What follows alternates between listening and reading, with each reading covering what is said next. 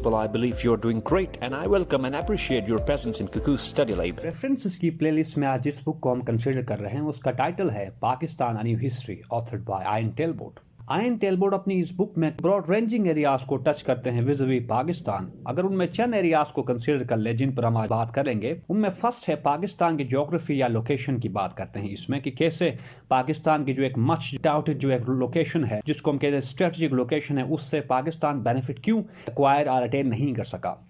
अगर आगे बात कर लें तो इसी बुक में आयन टेलबोट बात करते हैं कि साउथ एशिया का जो एक रीजनल सिक्योरिटी इन्वायरमेंट है, जिसको मैंने काफ़ी अपने लेक्चर्स में बात की है, जिसके बारे में उस इन्वायरमेंट की वजह से पाकिस्तान में जो डेमोक्रेटिक एवोल्यूशन का जो प्रोसेस है उस पर क्या इफेक्ट्स या इम्पैक्ट्स पड़े due in part two that regional security environment, जो कि according this author inherently hostile and volatile है। फर्दर अगर देख लें तो इस बुक में ऑथर बात करते हैं कि कैसे पाकिस्तान में एक uneven resource allocation and availability of opportunities की वजह से फेडरलिज्म और नेशनल इंटीग्रेशन का जो फिनोमिनन है वो कैसे डिस्टर्ब है, या कैसे Pakistan yet to become a nation, क्यों ऐसा हुआ, इस बुक में बात करते हैं। सिमिलरली इसी बुक में ऑथर बात करते हैं फ्यूडलिज्म और इंडस्ट्रियल जो रॉबर बैरन्स हैं उनकी वजह से कैसे पाकिस्तान में डेमोक्रेटिक एवोल्यूशन का जो प्रोसेस है उसकी जो पेस है वो स्लो रही as compare to India. Further इस बुक में ऑथर बात करते हैं कि पाकिस्तान में जो एक अंडर डेवलपमेंट है, पुअर सोशियो इकोनॉमिक इंडिकेटर्स है, उनकी वजह से कैसे the country is yet to curve a way out to become sustainable nation. Further Pakistan में आप लोगों को पता है 15 से 30 के बीच में जो यहाँ पे पॉपुलेशन है वो ऑलमोस्ट 60% है। इस बुक में ऑथर बात करता है कि पाकिस्तान की जो एक यूथफुल डायनामिज्म है या पाकिस्तान की जो यूथफुल डेमोग्राफी है इसको चैनलाइज करने की ज़रूरत है, इनके पोटेंशियल को मोबिलाइज करने की ज़रूरत है for Pakistan sustainable economic growth. इस बारे में इस बुक में बात करते हैं ऑथर। सिमिलरली बात करते हैं कि कैसे थर्ड पार या एक्सटर्नल पार्स ने पाकिस्तान की जो ज्योग्राफिक लोकेशन है उसको अपने नेशनल इंटरेस्ट एंड बेनिफिट्स के लिए यूटिलाइज किया to Pakistan detriment, resulting in Pakistan becoming prisoner of its own geography. Lastly इस बुक में बात करते हैं कि कैसे इंडिया का जो एक पाकिस्तान के बारे में एक सिसेशनिस्ट इमेज था या है उसकी वजह से पाकिस्तान के ऊपर क्या इफेक्ट्स पड़े और पाकिस्तान में जो डेमोक्रेटिक इवोल्यूशन था वो क्यों स्लो रहा। सिमिलरली वो बात करते हैं कि पाकिस्तान की जो एक मेंटेलिटी है जिसको हम कहते हैं स्ट्रेटेजिक कल्चर, या पाकिस्तान क्यों एक गैरिजन स्टेट बना इंस्टेड ऑफ वेलफेयर स्टेट, जैसे कि पाकिस्तान के फाउंडिंग फादर्स ने इन्विजन किया था, उसके बरक्स पाकिस्तान क्यों एक सिक्योरिटी स्टेट बना। ये वो सारे एरियाज है जो अपनी बुक में आयन टेलबोट एक्सप्लेन करते हैं comprehensively. So first thing first, Pakistan geography या लोकेशन, पाकिस्तान की जो ज्योग्राफी है वो पाकिस्तान के लिए एक लायबिलिटी बनी इंस्टेड ऑफ एन एसेट। इसकी वजह ये ऑथर ये बताते हैं कि चूंकि पाकिस्तान में जो डोमेस्टिक पॉलिटिकल एक इनसिक्योरिटी रही या अनसस्टेनेबिलिटी जो थी पाकिस्तान में शुरू से, उस अनसस्टेनेबिलिटी की वजह से पाकिस्तान की जो डोमेस्टिक लेजिस्लेशन है या डोमेस्टिक जो पॉलिसीज हैं और उनकी वजह से पाकिस्तान की जो फॉरेन पॉलिसी है वो टाइम एंड अगेन ऐसी अनस्टेबल और ऐसी फ्लक्चुएटिंग रही जिसकी वजह से इस कंट्री को कोई डायरेक्शन, स्पेसिफिक डायरेक्शन नहीं मिला। अब जब हमारी फॉरेन पॉलिसी एक अनसर्टेन एंड वोलेटाइल नेचर की होगी तो उस केस में हम डिसाइसिवली डिसाइड नहीं कर पाएंगे कि वेदर हमने ग्रेट पार राइवलरी है या ग्लोबल पॉलिटिक्स में किस नेचर का रोल प्ले करना है। अब अगर इस स्टेट ऑफ कंफ्यूजन में हम रहते हैं तो उस केस में हमारे पास जो पोटेंशियल है, डोमेस्टिक जो रिसोर्सेस हैं, जो लोकेशन है, उसको हम यूटिलाइज नहीं कर पाते। यही बात ऑथर करते हैं कि पाकिस्तान अपने डोमेस्टिक एंड फॉरेन पॉलिसी में जो अनसर्टेनिटी रही पाकिस्तान की, उस अनसर्टेनिटी की वजह से the country failed to make the most of its geostatic location. यहाँ पे फर्दर अगर पाकिस्तान की फॉरेन पॉलिसी की जो एक अनसर्टेनिटी रही उस पर बात करें तो इंडिपेंडेंस के बाद पाकिस्तान जब कोल्ड वॉर सिचुएशन थी between former Soviet union and United states, Pakistan ने उस केस में यूनाइटेड स्टेट्स के साथ जो है ना वो फ्रेंडशिप या उसके साथ अलायंस बनाया इन द फॉर्म ऑफ सीटो एंड सेंटो। तो उस केस में हम मोस्ट अलाई बने। फिर आगे जाके अब अफगानिस्तान इन्वेड हुआ सोवियत यूनियन की तरफ से, तो उस केस में पाकिस्तान बिकेम द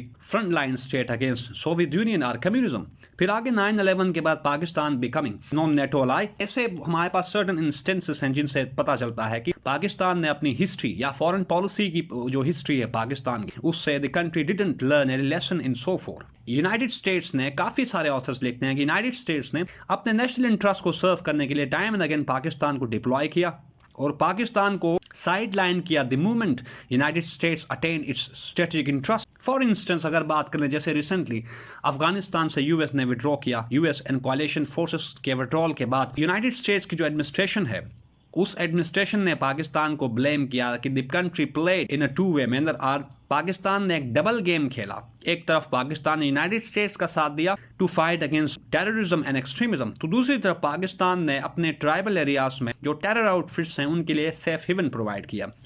तो इस सिचुएशन से हमें लगता है कि पाकिस्तान की जो लोकेशन है, जिसको otherwise the country should have utilize it for trade and connectivity to become a trade and connectivity hub, जिसको एक ऑथर कहते हैं, रशियन एक मिलिट्री स्ट्रेटजिस्ट हैं, जो कहते हैं कि पाकिस्तान को चाहिए कि अपनी इस लोकेशन को ट्रेड एंड कनेक्टिविटी के लिए यूटिलाइज करे रादर देन जियोपॉलिटिक्स और सिक्योरिटी, ताकि पाकिस्तान जिपर ऑफ यूरेशिया बने। इस स्टेटमेंट से हमें यह पता चलता है कि the country failed to become a trade and connectivity hub via its ideal strategic location. आगे अगर एक स्टेटमेंट की, जैसे सेकंड पॉइंट हमने कहा था कि regional security, environment and democratic evolution में ऑथर एक स्टेटमेंट लिखते हैं अपनी बुक में कि regional security environment coupled with historical experience inhibited the prospects for democracies consolidation in Pakistan. यानी पाकिस्तान को जो एक हिस्टोरिकल एक्सपीरियंस रहा विद रिगार्ड टू इंडिया, या जो हमारे पास यूनाइटेड इंडिया था, उस केस में जो मुसलमानों के साथ जैसा सलूक इंडिया ने या हिंदूज ने रखा, उसकी वजह से, और साथ 1947 के बाद जो इंडिया का बिहेवियर या एटीट्यूड रहा टुवर्ड्स पाकिस्तान, ये ऐसे दो सर्टेन एलिमेंट्स थे या रहे जिन्होंने पाकिस्तान में जो डेमोक्रेसी है या पाकिस्तान की जो क्विस्ट फॉर डेमोक्रेसी थी उसको कर्ब किया या अरेस्ट किया। थर्ड जो पॉइंट मेंशन किया वो है resource allocation, federalism and national integration. इस बारे में ऑथर लिखते हैं कि पाकिस्तान के सर्टेन एरियाज ऐसे हैं जो कि पेरिफेरीज या जो बहुत ज़्यादा बैकवर्ड हैं, जहां पे डेवलपमेंट नाम की कोई चीज़ नहीं है, जहां लगता नहीं कि रिसोर्सेज एलोकेट हो रहे हैं, या जहां पे कोई खास लाइवलीहुड अपॉर्चुनिटी की अवेलेबिलिटी मैनिफेस्टेशन वहां पे नहीं है। तो अब जब इवन रिसोर्स डिस्ट्रीब्यूशन नहीं होगा, इवन डेवलपमेंट नहीं होगी, तो उस केस में कंट्री के सर्टेन एरियाज या सर्टेन पार्ट्स डेवलप होंगे और बाकी जो एरियाज है वो कंप्रोमाइज्ड होंगे। अब इस कंप्रोमाइज बिहेवियर की वजह से या कंप्रोमाइज रिसोर्स एलोकेशन की वजह से कंट्री के वो एरिया जो मार्जिनलाइज्ड हैं वहां पे एक डिसग्रंटल्ड फीलिंग आएगी। वहां पे जब डिसग्रंटल्ड फीलिंग जनरेट होगी तो उसकी वजह से कंट्री में एक डिवीजन या पोलराइजेशन का जो एलिमेंट है वो क्रिएट होगा। इसी पोलराइजेशन की वजह से उस कंट्री की जो पॉपुलेस है या उस रीजन की जो डेमोग्राफी है वो स्टेट के साथ लॉयल नहीं होगी, या स्टेट को वो इस पोजीशन में नहीं कंसीडर करेगी कि state is in any position to serve the cause of people of that very area. तो जिसकी वजह से उनका जो ट्रस्ट है स्टेट इंस्टीट्यूशंस के ऊपर, स्टेट मशीनरी के ऊपर, वो ट्रस्ट डिटीरियरेट और इरोड होगा, लीडिंग टू डेमोक्रेटिक रिसेशन। या ऐसे कह लेते हैं कि अगर ट्रस्ट नहीं होगा स्टेट इंस्टीट्यूशंस इन स्टेट मशीनरी पर, तो उस केस में उस एरिया के जो लोग हैं वो जो इलेक्टोरल प्रोसेस है, डेमोक्रेटिक प्रोसेसेस जितने भी हैं उनमें पार्टिसिपेट नहीं करेंगे। तो जब इलेक्शंस होंगे उसके बाद उन इलेक्शंस का जो आउटकम होगा वो पॉपुलस या पॉपुलर एस्पिरेशंस को प्रेजेंट और रिफ्लेक्ट नहीं करेगा। नेक्स्ट, फोर्थ हमने बात की फ्यूडल लॉर्ड्स और यहाँ पे जो रॉबर्ट बैरन्स हैं इंडस्ट्रियल, उनकी पॉलिसीज राइट आफ्टर इंडिपेंडेंस ऐसी रही कि they try to keep this stranglehold in a manner as not required of them or in an unexpected manner. अब फ्यूडलिज्म या फ्यूडल जो लॉर्ड्स हैं वो उनका और पॉलिटिकल लीडर्स का एक क्लाइंट पैटर्न का रिलेशन है, यानी they play in a two way manner. For example, अगर इलेक्शंस हो तो उस केस में फ्यूडल लॉर्ड्स और इंडस्ट्रियल रॉबर्ट बैरन्स प्रॉमिस करते हैं या उनसे प्रॉमिस लेते हैं पॉलिटिकल लीडर्स से कि इलेक्शंस में जो कैंपेनिंग है उस कैंपेनिंग में फंडिंग करना, उसको फाइनेंस करना, इलेक्शन में जो वोट्स चाहिए होते हैं उनको अपनी ट्राइब के वोट्स उनको प्रोवाइड करना, ये सर्टन पर्क्स हैं जो कि ऑफर करते हैं रॉबर्ट बैरन्स और फ्यूडल लॉर्ड्स। इन रिटर्न वो डिमांड करते हैं कि right after winning elections the politicians will serve the cause of that very specific class at the expense of entire population. So जिसकी वजह से जो एक सोसाइटी में जो इक्वालिटी एंड एक बैलेंस जो स्टेट का रोल होता है वो पाकिस्तान में मिसिंग रहा। इसी रोल की मिसिंग की वजह से पाकिस्तान में जो मच नीडेड स्ट्रक्चर रिफॉर्म्स जो चाहिए थे, कंट्री को करने चाहिए थे, वो अभी तक मिसिंग है, leading to social, political and economic inequality in the society. आगे जो बात हमने कहा था under development and nation building, एक इशू हाईलाइट करते हैं ऑथर की। फॉर एग्जांपल, पाकिस्तान में साउथ पंजाब की बात कर लें, बलोचिस्तान की बात कर लें, सर्टेन एरियाज ऑफ केपी और अर्सवाइल फाटा है, जीबी है एंड सो ऑन, ऐसे सर्टेन एरियाज जहां पे रिसोर्सेज या तो एलोकेट नहीं हो रहे, अगर हो रहे हैं तो वहां पे वो ग्रास रूट लेवल तक नहीं पहुंच पा रहे, जिसकी वजह से जो एक ट्रिकल डाउन इफेक्ट है वो नज़र नहीं आता। अब जब ट्रिकल डाउन इफेक्ट नहीं होगा, उस रिसोर्स एलोकेशन से आवाम, ग्रास रूट लेवल पर जो आवाम है उनको कोई बेनिफिट नहीं पहुंचेगा, तो उनका जो बिहेवियर होगा या उनका एटीट्यूड होगा टुवर्ड्स डेमोक्रेसी, वो एक सस्पिशियस इमेज प्रेजेंट करेगा, because democracy doesn't really serve their interest और देयर एस्पिरेशंस। तो इस वजह से उनका जो एक रिलायंस होगा उन डेमोक्रेटिक प्रोसेसेस वो इरोड होगा बाय द टाइम। तो जिसकी वजह से पाकिस्तान में जो इंटीग्रेशन है, वैसे पाकिस्तान को हम कहते हैं एक फेडरल कंट्री है जिसमें जो है ना वो पावर को इक्वली डिस्ट्रीब्यूट किया गया है बिटवीन सेंटर एंड इट्स कॉन्फेडरेट्स या प्रोविंसेस। तो जो फेडरेशन या फेडरलिज्म का जो एक एलिमेंट यहाँ पे है वो फोर्टिफाई तब तक नहीं हो सकता जब तक resource allocation, availability of opportunities grass root level तक नहीं पहुंचती। अब अवाम वेल ऑफ होंगे तो ही उस कंट्री की कॉमन डेस्टिनी या एक सेंस ऑफ बिलोंगिंगनेस जो है वो कंसोलिडेट होता है। अगर वो कंसोलिडेट नहीं होगा, सेंस ऑफ बिलोंगिंगनेस जिसको हम नेशनलिज्म कहते हैं, तो उस केस में वो जो कंट्री है वो इन लॉन्ग टर्म या लॉन्गर टर्म्स में सस्टेनेबल नहीं बन सकती, या उस कंट्री में स्टेटहुड और नेशनहुड का जो प्रोसेस वो इनिशिएट नहीं हो सकता। यही बात ऑथर इस बुक में लिखते हैं कि पाकिस्तान में पॉलिटिकल लीडर्स ने सर्टेन एरियाज को प्रायोरिटाइज किया और बाकी जो एरियाज है उनको निगलेक्ट किया। इस निगलेक्ट की वजह से जो फ्रस्ट्रेशन है, जो मार्जिनलाइजेशन है, जो एलिमेंट है सब्जुगेशन का, उसकी वजह से the country fail to acquire such traits as nationhood or becoming a nation. एक पॉइंट ये नोट करते हैं। जो 6 पॉइंट है उसके बारे में ऑथर लिखते हैं कि पाकिस्तान की जो पॉपुलेशन है वो एक यूथफुल या यंग पॉपुलेशन है। अब अगर यंग पॉपुलेशन है तो इस ऑथर का कहना है कि द कंट्री या successive governments need to invest heavily on its youth so as to turn them into a fungible power. और अपने लेक्चर में कहा था कि पॉपुलेशन है या फिजिकल इंफ्रास्ट्रक्चर है, यह किसी भी कंट्री का एक ऐसी पावर होती है जिसको हम कहते हैं फंजिबल पावर। अब अगर पाकिस्तान में अगर ह्यूमन डेवलपमेंट इंडेक्स की बात कर लें तो मैंने अपने एक लेक्चर में आप लोगों को बताया था कि पाकिस्तान कैसे पूरली जो है ना वो पाकिस्तान इसमें परफॉर्म कर रहा है। अब अगर हमारी जो यूथ है वो सही तरीके से well skilled and well equip नहीं होगी तो फिर उनके पास लाइवलीहुड अपॉर्चुनिटीज अवेलेबल नहीं होंगे, या government will not be in a position to accommodate them in any productive sectors. अब अगर ऐसा होगा तो फिर जो यूथ है उनमें अनएम्प्लॉयमेंट ज़्यादा होगी, leading to poverty, frustration, violence, social upheavals and so on. तो इससे डोमेस्टिक जो स्टेबिलिटी है वो डिस्टर्ब होगी। डोमेस्टिक स्टेबिलिटी अगर डिस्टर्ब होती है तो उसके रेपरकशंस पाकिस्तान के लिए बहुत सीवियर हैं। सीपेक हो या कनेक्टिविटी हो या ऐसा कोई इकोनॉमिक इंटीग्रेशन हो अदर कंट्रीज के साथ, या कंट्री का जो ग्लोबल इमेज है, ये वो एरियाज है जो कि डिस्टर्ब होंगे अगर पाकिस्तान डोमेस्टिकली स्टेबल नहीं होगा। सेकेंड लास्ट जो पॉइंट यहाँ पे हमने बात करेंगे वो है प्रिजनर्स ऑफ ज्योग्राफी।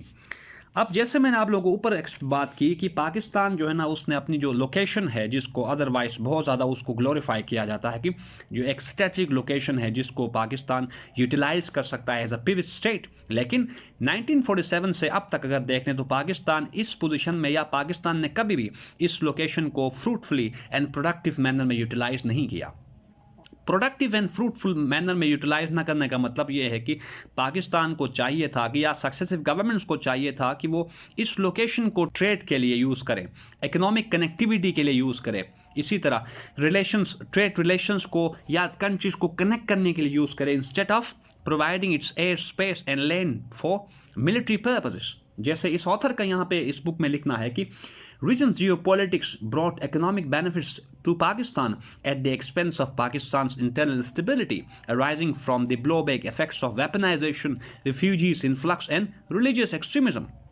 अब जब पाकिस्तान अपने आप को हाई पॉलिटिक्स में और जो ग्रेट पावर राइवलरी है इसमें या बाकी और जो हमारे पास जीरो सम जो एक्सरसाइज या गेम्स है उनमें इन्वॉल्व करता है तो पाकिस्तान की जो ज्योग्राफी है वो एक लाइबिलिटी बनेगी रादर देन एन एसेट, जिसका पाकिस्तान अभी भी पाकिस्तान जो है ना वो असरात पाकिस्तान फेस कर रहा है, कन्फ्रंट कर रहा है।